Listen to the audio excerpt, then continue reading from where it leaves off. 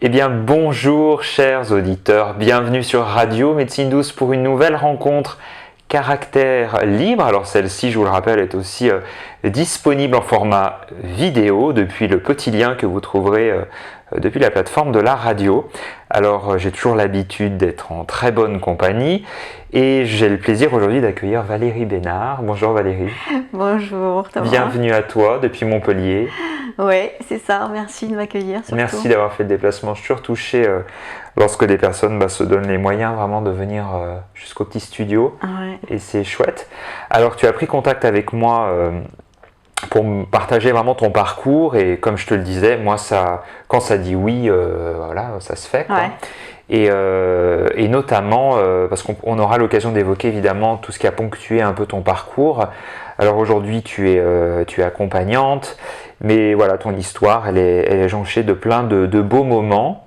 Et il y a notamment ce qui oriente un peu ton accompagnement que j'aimerais qu'on puisse évoquer, notamment la communication profonde accompagnée. Voilà, parce que je crois que c'est une posture tout à fait particulière qui permet une vraie écoute à la fois de l'humain et puis de son environnement, de ce qui est peut-être plus subtil, plus énergétique. Donc ça, on y reviendra. La première question que j'aime poser, Valérie, c'est si on remonte vraiment le fil de ton histoire, tu es passée, tu as été journaliste, tu as été voyageuse, tu as fait vraiment plein de choses jusqu'à aujourd'hui être accompagnante. Mais déjà, comment tu te sens aujourd'hui? Un petit état des lieux sur cette fin d'année 2018? Alors, une petite météo du jour. Ouais, météo. Très touchée donc d'être là et très contente. Émotive quand même toujours, mais ça va, depuis qu'on a bien discuté là tout à l'heure.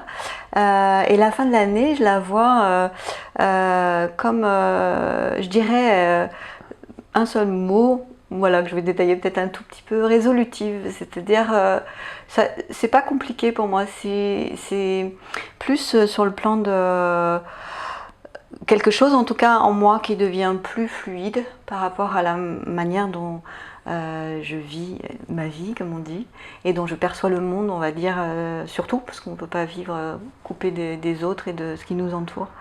Et donc, voilà. Je suis consciente qu'il y a beaucoup de choses qui se passent autour de nous, qui sont pas très très cool et qui sont le reflet aussi de notre société et ce dans quoi on est plongé depuis pas mal de temps. On pourrait avoir beaucoup d'inquiétudes, mais que c'est important de sans nier tout ça, de rester bien centré et aussi de faire attention à soi. Donc je me sens quand même, étant donné qu'il y a quand même pas mal de choses agitées partout, pas trop mal par rapport à la... Voilà, je trouve que je m'en sors bien, on va dire, comme ça. Alors, oui, finalement, la première question qui est là, c'est que tu es, comme je disais, accompagnante, médiatrice conjugale, familiale, tu accompagnes des enfants, notamment. Comment est-ce qu'ils vont, les enfants? Alors, je sais que résumer ça dans une question, ça va être compliqué, mais en cette fin d'année, comment est-ce que tu sens, comment est-ce qu'ils vivent cette vraie transition aussi en eux? Alors les enfants, ils sont comme nous, ils sont tous assez différents. Comme tu dis, c'est très difficile de résumer un seul comportement, mais si on peut aller à l'essentiel de ce qui les caractérise aussi, je dirais que les enfants, ils sont très très très sensibles et conscients de ce qui se passe. Ils ont, pour certains, beaucoup plus que ce que les adultes parfois veulent bien en comprendre ou en dire. Ils ont des sacrées réponses en fait déjà. Ils sont vraiment, on le sait maintenant, c'est au-delà du cristal les enfants. Ils sont vraiment très connectés et voilà, donc ils ont beaucoup de sagesse pour pas mal d'entre eux.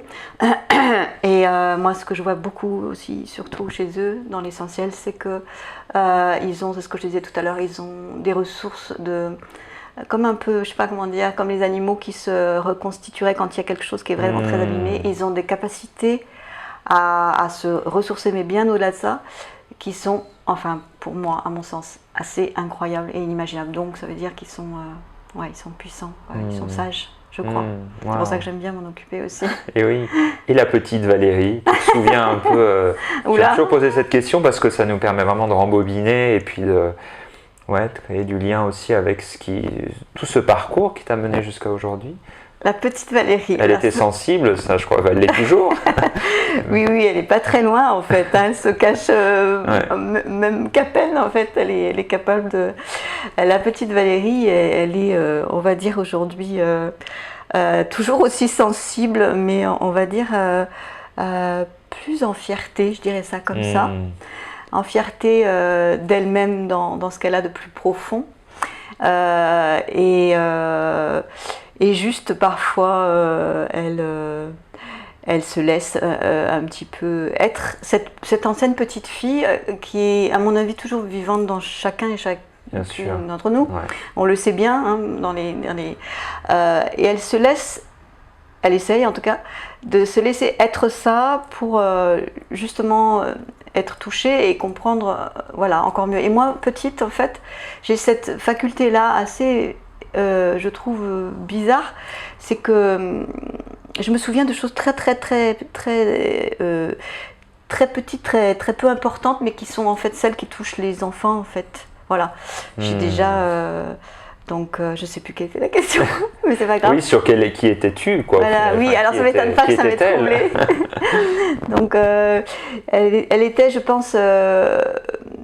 Comme dans sa famille, elle était très entourée, puisque j'avais de nombreux frères et sœurs, qui n'ont pas existé tout de suite, mais on a quand même des souvenirs qui sont, on va dire sinon vagues, pour arriver à fédérer un petit peu toute la vie de l'enfance.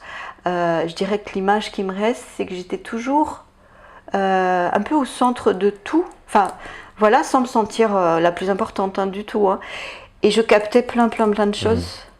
Médiatrice. Voilà, et après j'arrivais pas forcément à la médiation, j'ai essayé de la mettre, enfin voilà, de la faire, je dirais, pas très jolie, mais beaucoup plus tard et sans m'en rendre vraiment compte. Mais cette petite fille, elle était marrante en fait, je crois. Mais quelque part, est-ce que l'enfant n'est pas médiateur, médiatrice, on va dire un peu malgré lui, dans sa sensibilité, dans son écoute, dans ce qu'il voit? Je crois, oui. Tu vois, je crois, oui. Oui, c'est ça. Il y a quelque chose. Après, évidemment, il y a l'histoire de la parole, mais l'enfant qui regarde, qui voit tout, qui entend tout, qui perçoit tout. Est-ce que c'est une forme aussi de médiation Oui, c'est ça, tu l'exprimes bien, mieux que ce que je pourrais pouvoir dire. Après, je dirais que la petite fille de cette enfance-là, ça fera rire certains de mes frères et sœurs peut-être, mais elle se souvient aussi bien d'elle par rapport à ce côté médiation, mais elle, comment dire, elle aurait eu envie et elle savait que ses frères et sœurs, et elle le sait toujours, que ses frères et sœurs, ils ont les mêmes capacités qu'elle, comme tous les êtres humains. Et qu'en même temps, aujourd'hui, c'est là où elle devient un peu plus grande, parce que tu l'as interviewée, elle répond. Hein. Elle a envie de leur dire, ou comme on dit pas coucou papa, coucou maman, mais juste, elle avait besoin en fait de déposer ça. Voilà, de dire que ce côté médiatrice, ça l'a aidée à devenir plus grande en fait, à prendre conscience de sa valeur, je dirais, voilà. Et que je trouve que c'est déjà un pas important, quoi. Ouais. D'arriver à juste ça, quoi. Et donc, alors on peut pas faire l'interview sans évoquer ton passage un peu bref en tant que journaliste aussi, parce que c'est quelque part une forme aussi de médiation, le journalisme, j'ai envie de dire, en tout cas l'entrevue. Tu as toi aussi été de l'autre côté du micro. Oui, c'est vrai. Qu'est-ce qui t'a animé vraiment dans cette expérience de donner la parole? Alors, c'est dans un contexte particulier, au sein d'une radio très locale, hein, tu me partageais ça. Ouais. Qu'est-ce que tu peux nous rappeler là-dessus? J'avais eu la chance, vraiment complètement par hasard, de trouver, donc par le Pôle emploi, hein, donc pas de piston, rien du tout, de trouver un poste donc, de journaliste reporter. C'était un poste qui créait dans une radio rurale, hein, puisque c'est dans le fin fond du sud de la France, dans le Tarn, un endroit fabuleux. Et j'ai été parachutée là, enfin je voulais vraiment, hein, et ça a marché, donc c'était un peu comme aujourd'hui, c'était miracle, sauf que ça a duré plus longtemps. Et en fait je sentais que j'allais vivre des choses très très fortes, et c'était vraiment ça. Déjà, je ne savais pas faire grand-chose, hein, au niveau du... J'étais journaliste, j'avais déjà été un peu journaliste en Calédonie, mais c'était plus la presse écrite, donc je ne connaissais rien à rien et j'étais pas du tout douée en technique, etc. Donc j'ai plongé dans un monde complètement inconnu. La plus belle chose, en fait, c'est l'expérience humaine et professionnelle aussi, bien sûr. J'ai appris beaucoup de choses, mais c'est sur le plan humain que je l'ai vécu parce que j'étais vraiment dans un village, comme on dit, très perdu, mais très riche sur le plan de l'humain. J'étais très aidée par la petite équipe qui m'a accueillie. J'étais avec des gens qui avaient 30 ans de moins que moi pour les 3/4, etc. Et dans un pays qui était quand même ardu parce qu'il fait froid, il faut se débrouiller dans pas mal de choses. Et là aussi, j'étais un petit peu contente de moi parce que, et en plus, dernière plutôt cerise sur le gâteau, c'était le métier de mes rêves. Et je pensais, en fait, pas forcément jamais y arriver. Parce que j'étais petite, je me disais, je serais reporter, ça fait rêver tout le monde. Et je le suis devenue d'une manière qui me correspondait bien. C'est-à-dire, bon, j'adore les voyages, mais c'était pas là au bout du monde. J'étais juste les deux pieds dans la boue, avec les gens qui faisaient déjà des grèves et des choses comme ça. Et voilà. Et que ça, pour moi, c'était... Je trouvais que j'avais une chance extraordinaire de vivre ça, quoi. Et juste comme ça pendant 2 ans et après, bon, pour X raisons, on va dire un peu personnelles, j'ai décidé d'arrêter. Mais c'est encore quelque chose qui est pour moi plus que formateur. Ça m'a vraiment, j'aime pas dire ça comme ça manque de simplicité, mais un petit peu aidé à quand même devenir un peu après, ou choisir cette voie plus de toujours médiatrice. Moi je parle pas de thérapie, mais c'est dans les émotions, donc c'est vraiment une voie où là, attention sérieux, on va s'occuper des autres, enfin être à l'écoute des autres, donc on peut pas faire de n'importe quelle manière. Et ça m'a aussi montré à quel point, quand je me souviens, je faisais les interviews comme tu fais là aujourd'hui, à quel point, bien sûr, quelle que soit la personne, quelle que soit la thématique, l'important c'est la personne et rien d'autre. Et que c'était aussi ça la raison pour laquelle j'ai voulu arrêter. On ne peut pas ne pas prendre le temps, on ne peut pas rester voilà, comme on le serait dans une thérapie ou avec quelqu'un avec lequel on est bienveillant. Parce que c'est vraiment très, très important. C'était en fait, j'ai vécu un rêve éveillé là. Oui, c'était vraiment ça. C'était vraiment ça. Et c'est extraordinaire parce que moi qui suis avec une vie, on va dire, depuis toujours atypique, bon, je crois que là aussi, je me suis sentie reconnue d'une belle manière parce que une journaliste ou un journaliste où qu'il soit, on a besoin de lui, donc de toute façon il faut mieux faire ami. Donc dans les villages il y a de tout, hein. Il y a des gens voilà, dont les 3/4 ça allait, mais bon, il y a quand même des gens parfois c'est voilà.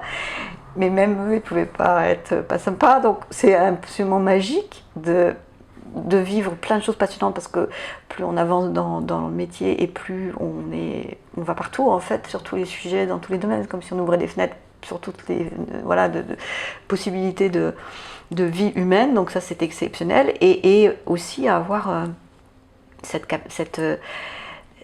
chance, et c'est presque un ressenti, hein, moi que j'ai encore là, d'être accueilli, ouais, c'est même au-delà de ça, par des personnes qui finissent après par vous connaître et qui vous apprécient aussi sur un plan humain.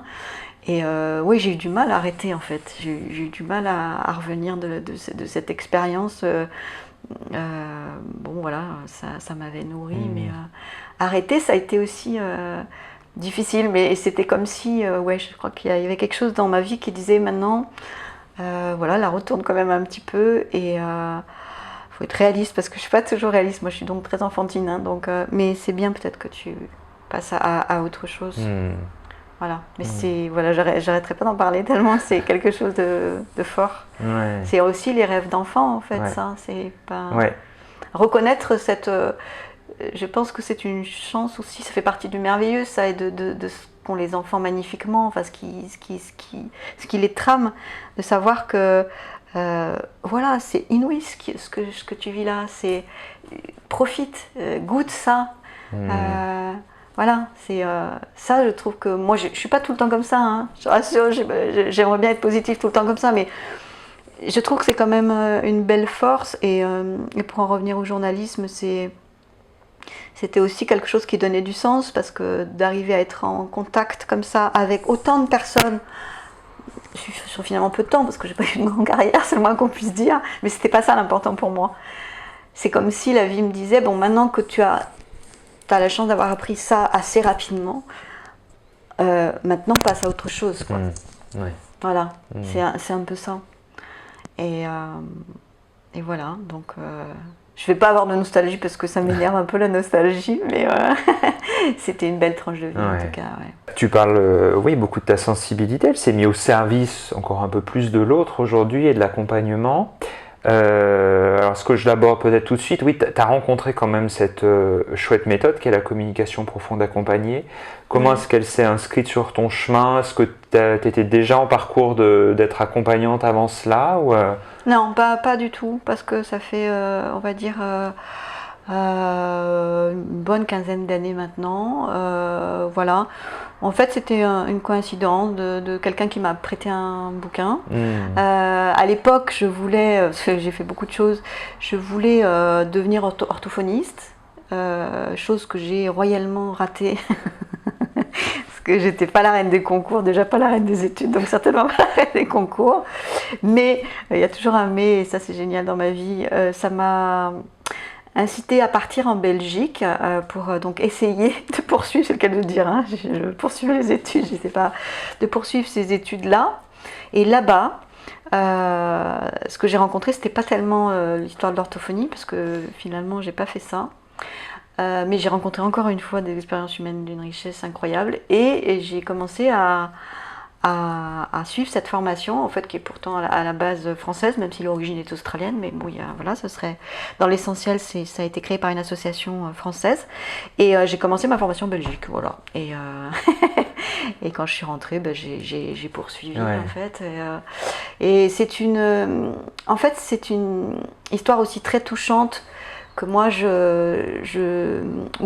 comment dire, j'ai beaucoup de respect pour les personnes qui ont inventé tout ça. On ne sait pas très bien où ça commence tellement c'est ancien, mais disons qu'il y avait une personne qui était éducatrice spécialisée ou directrice d'un établissement spécialisé pour des jeunes ou des personnes mutiques, en tout cas en Australie, ça il y a 30 ans. Et en fait, elle s'occupait, elle avait certainement prenait soin de ces personnes-là, même s'il y avait aussi une vision professionnelle. Et en prenant soin de ces personnes-là, elle était en contact avec eux, et avec leurs mains notamment. Et elle avait observé qu'il y avait un mouvement, une impulsion. Et là, je vais aller un petit peu vite. Elle a développé la méthode qui a été reprise par une orthophoniste française qui s'appelle Anne-Marguerite Vexio et qui a créé une assoce et qui a développé toute la méthode en France, qui était encore sous un autre nom. J'épargnerai tous les autres noms parce qu'il y en a beaucoup. Voilà, la communication profonde accompagnée, c'est la dernière formation, parce je suis en formation continue évidemment dans cette approche. Et pour en revenir à donc ce que ça permet, en fait, dans une seule phrase, parce que sinon ça redonne un moyen d'expression, en fait, une parole à des personnes qui n'en ont pas ou plus, et dans donc de tas de situations de vie différentes. Et ça travaille en fait sur le plan je dirais aussi dans des choses simples, une explication la plus simple possible. Ça travaille au niveau au niveau de la conscience, de tout ce qui n'est jamais atteint, quel que soit en fait ce qui peut se passer dans le cerveau d'une personne. Et donc nous, enfin dans cette approche-là, on part de l'idée que moi je suis accompagnante et j'accompagne l'autre, et qu'il y a une rencontre qui se crée au niveau des parties conscientes, et donc et que là où la personne va être gênée pour exprimer quelque chose, pour les personnes aussi dites valides, les fameuses choses qui sont bloquées dans l'inconscient et qui ne peuvent pas se dire, elle va se servir en fait, et ça se fait tout seul, de cette partie que j'ai en moi, qui est donc beaucoup plus intuitive, et avec aussi mon cerveau analytique, qui fait que moi je suis pas, j'ai comment dirais-je, pardon, le recul par rapport à ça, par rapport à ces émotions. Donc elle peut passer par ma facilitation, et moi en accompagnant cette personne même physiquement, puisque j'ai sa main dans la mienne, hein, et comme on sait que le méridien du cœur passe par la main, il y a quelque chose qui se passe de l'ordre donc d'une impulsion plus ou moins fine, qui fait que sa main va se diriger vers le clavier, donc une lettre, qu'il faut faire des mots et des phrases. Et c'est comme ça que cette expression se fait en fait. Et elle a beaucoup évolué et aujourd'hui je trouve que c'est très important par rapport à l'éthique et moi c'est aussi pour ça que je l'avais choisi. Ça passe par ce clavier d'ordinateur parce qu'en fait il y a eu beaucoup de choses qui ont été dites, beaucoup d'amalgames, beaucoup de critiques aussi. Et de galvaudage parce que ça arrive, parce que on disait, ce qui n'est pas complètement faux, que c'était anciennement en fait quelque chose, une approche qui revient aujourd'hui, mais qui était en fait l'ancienne faculté qu'on a tous, qui revient quand même plus facilement maintenant, de capacité de transmission de pensée en fait, tout simplement. Et moi je trouve, ça c'est une vision personnelle et c'est aussi l'éthique de cette formation telle qu'elle est aujourd'hui, de la communication profonde accompagnée, je trouve qu'il est important, comme je disais tout à l'heure, dans pas mal de situations, dans toutes les situations d'accompagnement et d'écoute à la personne, qu'il y ait une validation sérieuse, concrète et que du coup aussi ça permet aussi à la pensée de ne pas partir dans trop de, on va dire, de plans qui sont réels mais qui ne sont pas forcément... il faut vraiment qu'il y ait, en tout cas que ce soit quelque chose de très professionnel. C'est oui, nettoyer des projections, enfin, au maximum en tout cas des projections. Voilà, il y a beaucoup de choses très pointues qu'on voit émerger aujourd'hui, beaucoup de gens sérieux, il y a aussi beaucoup de choses dont on ne sait pas trop bien. Et moi je me permets, je tiens à le dire aujourd'hui parce que c'est cette éthique dans laquelle on est aussi baigné encore aujourd'hui et je le pratique tous les jours dans mon cabinet ou là où je peux accompagner les personnes avec cette méthode. C'est très important que ce soit clair à ce niveau-là. Ouais. Et cette méthode, elle permet aussi, comme tu me le disais juste avant l'entrevue, d'accompagner les personnes en fin de vie. Oui. Ouais. Qu'est-ce que tu pourrais nous partager sur ce sujet-là? C'est passionnant. Oui, c'est passionnant et à la fois touchant quand même aussi. Moi, je ne peux pas empêcher d'avoir. Je ne vais pas pleurer, c'est promis, je plaisante juste. Mais c'est que, pour moi en tout cas, ça rejoint quelque chose de très fort dans ma propre vie, mais je suis sûre qu'il y a plein de personnes qui l'ont vécu et qui le vivent aussi. C'est qu'en fait, comme ça traite donc de pouvoir savoir, on va dire d'une manière un peu schématique comme ça dans la joie, savoir ce qui se passe en fait au niveau de la conscience. On est à même dans des situations où les personnes ne peuvent plus s'exprimer, etc., de se mettre aussi à ce niveau de communication-là et de permettre à des personnes dans l'essentiel aussi, mais il y a bien d'autres applications, je dirais, mais de pouvoir échanger avec leurs proches, de pouvoir dire des choses parfois très très pragmatiques, qu'elles n'ont pas pu dire, ou à des moments qui sont encore cruciaux pour les proches, mais très tabous aussi, donc ça veut dire que on n'osera peut-être pas justement penser à ça, mais aujourd'hui il y a beaucoup de gens qui ont besoin de ça justement dans des moments comme ça, et quand on fait appel à nous, ou moi quand il m'est arrivé d'intervenir dans des situations comme ça, c'est dans des situations où on ne se pose plus de questions et on va à l'essentiel, et on sait qu'aujourd'hui c'est important de s'ouvrir l'esprit, le cœur et de savoir qu'il y a beaucoup d'évolution et que donc c'est possible d'avoir vraiment ce type de communication, et qu'il n'y a absolument que de la, comment dirais-je, une possibilité c'est une immense bienveillance, et que parfois si par exemple la personne n'est pas par exemple ouverte à ça, la personne qu'on va accompagner qui est dans le coma ou qui est malade, de toute façon si elle n'est pas ok, ça ne se dira pas, c'est-à-dire qu'il n'y aura rien qui va s'inscrire sur ce fameux clavier, et nous, enfin moi et bien d'autres en France et ailleurs, parce que c'est un petit peu partout dans le monde, on est formé dans cette éthique-là, de cette écoute très fine, mais aussi s'il n'y a rien qu'on capte, on ne dit rien, quel que soit, on ne va pas faire des choses qui vont répondre à une demande de sensationnel, ou c'est là où on est très loin d'un certain type de journaliste. C'est qu'il y a vraiment besoin de cette, de cette éthique-là avec un grand E. C'est vraiment très important.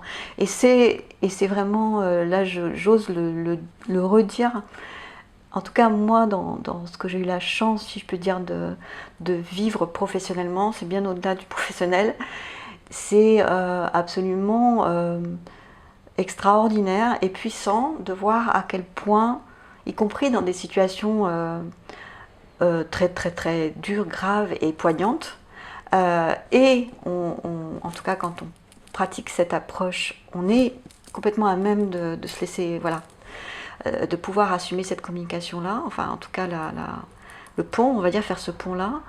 Et c'est aussi, je pense, un vrai... C'est au-delà du service qu'on apporte aux autres personnes. On sent vraiment qu'il y a quelque chose d'unique là et d'essentiel. Et ça, je sais pas, je pourrais pas te mettre de mots là-dessus. C'est pas un métier facile, je le dis encore, parce que on n'a pas beaucoup de visibilité. Sans jouer sur les mots, c'est quand même ça. Donc c'est pas un développement facile. Mais les quelques fois et les situations où ça se passe, et que dans toute situation confondue, je l'ai vécu aussi sur un plan familial, j'ai pu, entre guillemets, parce que c'est possible, même si ça choque des personnes, on peut pratiquer ça aussi à distance dans certaines situations. Mais en tout cas, je remercie vraiment la vie de m'avoir permis ou d'avoir été choisie parfois pour pouvoir rapprocher comme ça les personnes. Parce que c'est, même si on les revoit jamais après aussi, je sais pas, là on se dit, bon, là il y a quelque chose de l'ordre du sens, enfin vraiment. Ouais. Pour les personnes qui ne connaissent pas du tout cette méthode, sur un plan, on va dire plus pratique, tu parlais du clavier. Oui. Donc l'idée c'est d'écouter comme une impulsion qui passerait dans la main et de la traduire. Voilà, la traduire en fait en geste, sachant que souvent avant une séance, ça dépend un peu parce qu'il y a tellement de situations qu'on s'adapte à chaque fois. Ça va pas être, on va dire, et ça l'est dans aucune, je pense, maintenant thérapie. On est d'accord là-dessus. Mais c'est comme un peu dans une consultation classique. On va d'abord recueillir les besoins des personnes ou de la personne quand elle est en lien avec nous de parole. Et ensuite, en fonction de ça, si elle connaît déjà l'approche, qui est souvent parfois le cas, on redonne quelques petites explications. Si elle ne la connaît pas du tout, on explique ce qui va se passer aussi pour rassurer, enfin pour vraiment informer. Ça va aussi dans cet esprit-là. Et ensuite, par rapport à une question donnée, ou s'il n'y en a pas, parce qu'il y a des situations qui se passent de questions en fait. C'est ça. Moi, je me mets en écoute profonde en fait. C'est ça. Et à ce moment-là, en fait, je réfléchis plus. C'est aussi curieux que ça paraisse. On nous a appris, en fait, c'est ça. C'est vraiment une déconstruction. Je réfléchis plus, je laisse juste les... Moi, c'est comme ça que ça se passe, en tout cas, dans mon esprit. Je laisse juste les mots venir et surtout, je suis attentive en même temps, je dirais de manière concomitante, à ce qui se passe au niveau de la personne.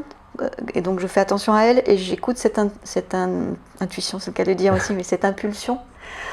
Et parfois, j'accompagne, parce que parfois, les gens sont tellement sensibles qu'il peut y avoir très très peu de choses, mais c'est important qu'ils sentent quelque chose.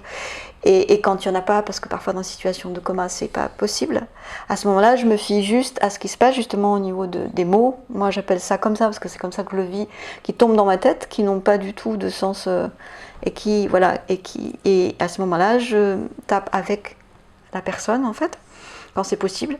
Et c'est là où il y a vraiment, on va dire, ce premier mot qui devient une phrase et qui devient souvent, c'est assez variable, ça dépend des situations aussi, mais un mini texte du coup, qui est vraiment l'expression sur un instant. Voilà. Et sur des plans qui sont assez étonnamment, que ce soit dans des situations touchantes ou de personnes dans le coma ou de personnes, par exemple, atteintes d'Alzheimer, ou ça peut être sur des choses comme toi et moi, parce qu'elle a envie de boire et que elle va pas pouvoir le dire, ou quelqu'un qui est complètement mutique, elle va pas pouvoir le dire, donc elle va passer aussi par ça pour le dire. Ou alors un état émotionnel, comme on en a tous aussi, extrêmement profond. Bon, les personnes en situation de handicap, ça aussi j'ai eu la chance de le découvrir, pour beaucoup sont extrêmement développés au niveau de leur sixième sens, donc on a aussi des échanges absolument fabuleux où c'est eux qui en fait là, je dirais, enfin c'est un mot, hein, mais prennent la main en fait pour exprimer des choses sur un plan, sur vraiment au niveau du sixième sens. Mais là, je pense pas sortir du sujet, mais c'est tellement vaste. Mais tout ça pour dire que c'est vraiment une rencontre qui se fait parce qu'en fait, la personne qui a créé cette approche qui s'appelle Martine Garcin, Fradet, l'explique bien. Enfin, elle reprend en fait, elle dit que finalement, il y a deux écoles encore en France, ça bouge un peu aujourd'hui, mais qui sont celles du professeur John Eccles, qui est donc un Anglais prix Nobel, qui lui pense que tout n'est pas contenu dans la boîte crânienne et que, bon, voilà, tu as compris déjà, et qu'on est connecté de toute façon au cosmos et qu'on est tous interconnectés et que, donc, nous, au niveau de cette approche-là, on travaille à ce niveau-là et que du coup, on ne peut pas être compris par d'autres personnes. Évidemment. Bon, et là il y a le professeur qui est un professeur éminent et qui fait des choses très très bien aussi, qui lui appartiennent et voilà, qui ont aussi leur sens, qui lui estime que tout est là et qu'il ne se passe rien d'autre, etc. Mais bien en dehors de cette approche-là, on sait très bien que voilà, il y a d'autres possibilités d'échanger et que donc ça se situe en fait sur ces plans-là, quoi, de possibilités en fait, je dirais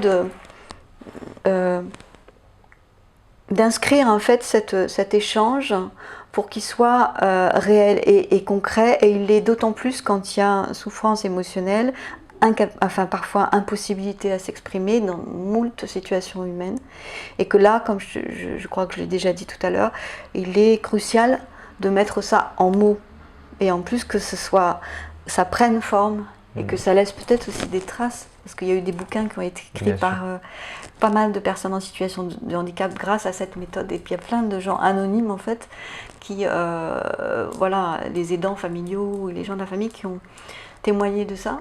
Et que voilà, aujourd'hui, c'est pas, encore une fois, et je le maintiens, il n'y a pas que moi qui vis ça, mais c'est pas une situation professionnelle forcément toujours évidente, cette posture-là, mais je trouve qu'elle est fabuleuse parce que je pense qu'elle va se développer et que plus il va y avoir d'ouverture, plus ça va être possible. Et je suis aussi contente de moi et de pas mal des personnes qui font le même job que moi, parce qu'il y en a beaucoup, et dans mes amis, ou voilà, qui en fait sont vraiment, il va y avoir un film qui va sortir bientôt sur les invisibles, qui font ça tout le temps et qui sont pas forcément, qui n'ont pas cette chance-là aussi d'avoir même, et qui font ça tout le temps et que ça marche, mais elles sont tout le temps dans des choses, ou elles sont tout le temps dans un peu je dirais moi, pas les techniciens, mais un petit peu quand même, parce que c'est au niveau de l'âme aussi, de l'invisible, et qu'elles font ça avec beaucoup de simplicité et d'humilité. Enfin, moi, je tiens beaucoup à ça. Et c'était ce que je t'ai dit aussi en arrivant. Quand j'ai eu la chance de savoir que je pourrais vivre cette interview, je me suis dit, je vais essayer de témoigner pour les autres. Alors, j'ai peut-être certainement pas tout dit, mais parce que moi, j'ai un sens un peu bizarre du collectif. Pas bizarre, mais où je sens que moi, bon, c'est une chance de pouvoir m'exprimer aujourd'hui, c'est une grande chance sur le plan de ma vie, mais c'est vraiment pas ça, je pense, au plus important, et que c'est ça qui est le plus touchant, et que j'ai jamais, en fait, je crois, pu dire jusqu'à aujourd'hui. Donc merci. Merci beaucoup. Alors oui, comme on se le disait, on ne peut pas tout résumer dans une entrevue, mais de la même manière que je t'ai posé la question sur un petit état des lieux de cette fin d'année, comment est-ce que tu te sens, comment est-ce que tu peux pressentir 2019, ou ne serait-ce que dans ta sphère personnelle ou d'être, ou même l'évolution aussi de tes accompagnements Je crois que je crois pas, je suis sûre. Et là, je fais confiance à mon intuition, j'ose. Et que je ne sais pas précisément, mais c'est certainement pas le plus important. Je ressens, et en toute simplicité aussi, je le dis, bien en moi, mais en dehors de moi, que tout ce qui va se passer et arriver, je dirais, ça va être sous le signe quelque chose qui s'épanouit, en tout cas j'espère, et en tout cas qui s'agrandit, qui s'expand, je dirais. J'ose le dire aussi un peu comme ça. En tout cas, moi j'ai beaucoup de confiance, sinon toujours en moi, entre ce ressenti-là. Et quand je reparle encore du collectif ou des autres, même si je pourrais trouver un plus beau mot, mais je ne l'ai pas là, c'est que ça, je ne le ferai, et on est tous comme ça, que si j'ai les autres, et dans tous les niveaux de ma vie, que ce soit professionnel, personnel, intime, etc., c'est que si, comme on le dit, si tu vas bien, je vais bien, enfin, et il n'y a pas que les bisounours, mais il n'y a que tout ça, et il est important que ça soit harmonieux, en tout cas autant le plus possible, et que si moi, ça va bien à ce niveau-là, évidemment, je vais être encore plus en ouverture par rapport à aux personnes qui viendront vers moi dans mon cabinet ou dans les différentes activités par rapport aux enfants que j'ai dans les écoles, etc. Et que, donc je me souhaite tout ça, et je le souhaite je le souhaite toutes les personnes en fait, parce que je trouve qu'aujourd'hui on a la chance nous d'être dans des mouvances assez douces et qui nous donnent de l'espoir, mais je trouve qu'on a vraiment besoin d'échanger tout ça et de se dire que mieux on va être dans notre peau, comme on dit, plus on va essayer de rayonner. Et moi, je te remercie vraiment, parce que c'est grâce à toi aujourd'hui que j'arrive à poser ça. Plus on va pouvoir aussi être, comme on dit, d'avoir confiance en soi, en tout cas avoir l'estime de soi. Et mieux ça va être pour les autres. Voilà, je dirais comme ça. Donc tu reçois en cabinet à Montpellier? Oui. Alors je reçois à Montpellier encore, à Montpellier, et puis dans mon petit village qui est pas loin de Montpellier. Voilà, à Sussargues. Et puis bientôt, je pense, je vais travailler dans les écoles, parce que j'ai monté des ateliers. Et voilà, j'espère que ça va marcher, mais je suis en train d'obtenir des agréments. Voilà, et puis aussi pour les enfants. Et là, c'est un petit peu je me déplace à ce moment-là pour les enfants donc victimes de violences intrafamiliales. Et là, ça peut être dans des contextes un peu différents, associatifs ou autres. Donc c'est pas que dans mon cabinet. Ça a beaucoup de sens de pouvoir accueillir ton parcours et ta place mais c'est un mot qui résume, mais comme de médiatrice avec un grand M. Oui. C'est-à-dire qui remet le lien, et que ce soit dans la parole, mais aussi énergétiquement. On entend bien qu'avec la communication profonde accompagnée, on remet aussi du liant sur les différentes strates de nos corps, de nos êtres.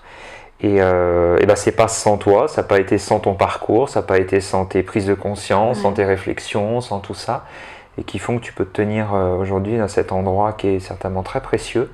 Et je peux qu'inviter les auditeurs à prendre contact avec toi au travers des coordonnées que je peux indiquer dans les informations de l'interview pour déjà expérimenter cette méthode. Oui, parce que je crois qu'évidemment, on ne peut il ne s'agit pas ici d'être dans une démonstration, mais vraiment déjà d'écouter et d'approcher la personne qui le propose, et de venir à ta rencontre.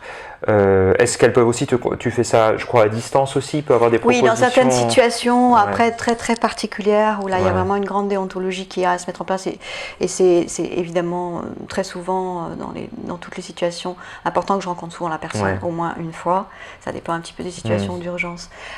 Disons que ça, tu le sais aussi, c'est facilité aujourd'hui, vu que quand on a vraiment déjà un contact, on peut effectivement l'utiliser quand même de cette manière-là. Mais c'est pas ce que je privilégie. Mais dans certaines situations, quand ça peut aider et qu'on ne peut pas faire autrement, et que moi je sais que c'est sérieux et que ça peut se pratiquer de cette manière-là, il n'y a pas il y a aucun problème.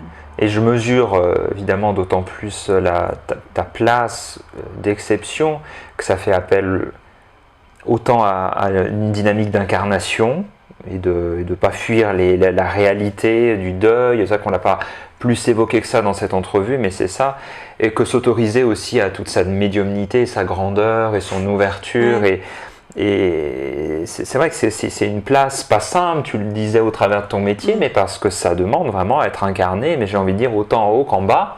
C'est ça, et même devant, derrière, enfin dans ses relations, et je crois que c'est les vrais enjeux peut-être de notre humanité, c'est ça, de s'incarner dans tous les sens, et de s'autoriser évidemment à nous reconnaître dans toutes nos les strates les plus ou moins denses. Et, c'est ça. donc je pense que les auditeurs peuvent percevoir ça, mais j'insiste dessus parce que cette place-là, elle n'est pas simple.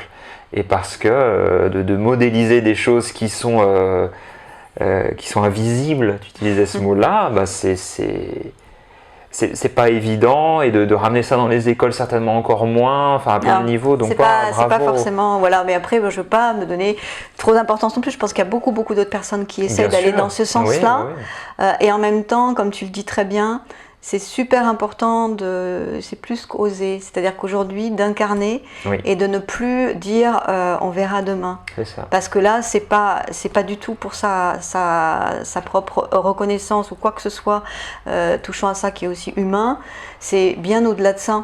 C'est comme j'ose le dire aussi, je crois qu'on est plusieurs, c'est cette, moi je dirais juste ça, comme une responsabilité de l'âme entre soi et soi. Et par rapport à ce fameux rapport au monde, quoi. Je trouve que c'est beau en fait quand même. Enfin, ça me fait plaisir. Mais merci de m'avoir vraiment donné cette opportunité de pouvoir exprimer ça. Parce que j'ai jamais pu l'exprimer comme ça. Non, c'est très beau et vraiment une vraie reconnaissance de ton parcours. Thomas. Donc, merci chers auditeurs d'avoir partagé ce moment avec nous. Merci Valérie pour ce déplacement. Merci. Et vraiment, voilà, si vous sentez cet appel, prenez contact parce que je sais aussi l'importance que c'est d'envoyer un email et puis de laisser faire le processus après de la rencontre. Et voilà, si l'entrevue peut permettre ça, c'est très bien. C'est génial. Voilà, à très bientôt. Merci Valérie. Merci à toi. Au revoir. Au revoir, chers auditeurs.